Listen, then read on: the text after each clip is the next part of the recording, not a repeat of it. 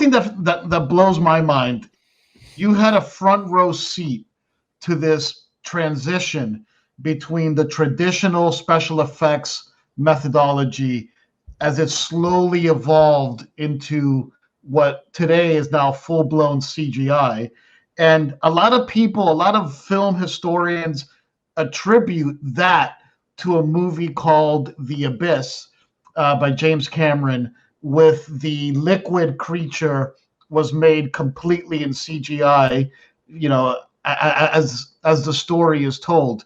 What was it like working at ILM and starting to see that slow transition between the traditional special effects evolving into the CGI? Well, it was exciting and it was scary because it was eventually going to put a lot of people out of work. And we had a guy there who was emptying waste baskets and doing other stuff by the name of John Knoll. John Knoll and his brother invented Photoshop.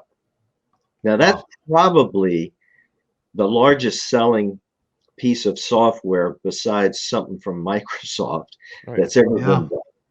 And they came from ILM? John Knoll did it on his own at night, and when he got stuck, he would call his brother. And we used to, John is a major creative person at ILM today. He's a major supervisor there. And because of Photoshop, he's also a very wealthy man. But we used to kid. John was so talented. He did that water creature. And he would go home at night and bring stuff back in the next day and say, well, I was fooling around, and he would show something that would just knock your socks off. And we used to kid, and we'd say, John has an older, smarter brother. And he lives in Michigan, and John calls him when he gets stuck on something. Well, John was instrumental in getting some of this stuff going. Also, George was pushing very hard. Hollywood, they don't want to spend any money. They don't want any R&D. They don't want this. They don't want that. George had to drag them kicking and screaming into electronic editing with the Edit-Droid. They had to drag him into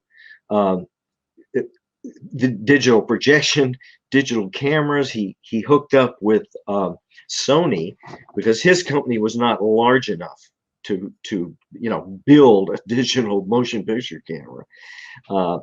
So the breakthroughs that this guy, we haven't even got to Pixar yet. When the first time when John Lasseter brought over a little video, he called me and said, can we bring this over and show it, because we finished it and we scanned it out. Well, that was Luxo Jr. Well, Luxo Jr., I looked at the thing and I said, anybody who can get that much emotion out of a Luxo lamp is pretty damn talented. And I have no idea where he's going in the world, but straight up, I think. And of course, the whole Pixar thing came right out of ILM's computer division and the scanning of negatives. It to begin with, to make some of these shots like you're talking about in The Abyss, we would take the film negative background, we would scan it into digital ones and zeros that you could put in a computer, and then once you get it in the computer, you can do any damn thing you want to. It's like magic. And then you scan it back out. It goes back to film, but you can cut it into your movie. Like today, as I've mentioned, it would be nothing to do the girl in the little red dress in Schindler's List, but was a big deal back then. So all of this stuff, to me, means that if you compare George Lucas with someone who's gotten a lot more fame, like Steve Jobs, I think in the end, George is going to be found to be the more important person, because he changed all of filmmaking for all time. Yeah. And and there was pushback when he tried to do the restorations. All the executives were totally against doing that. They did not. They said, we're not in the restoration business, and they tried to stop him. They did everything they could, but of course he owned the company, and they could only go Right. so far. And then, if you look at the money they made off those restorations, they made $250 million, and that financed Holy crap. the new movies that they wanted to make. Jesus. You know, Unbelievable. The prequels, yeah.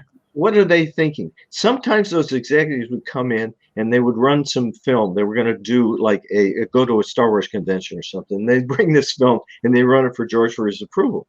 And I remember I was sitting there one day and George says, you know, he didn't like it. Yeah. And they talked him into it.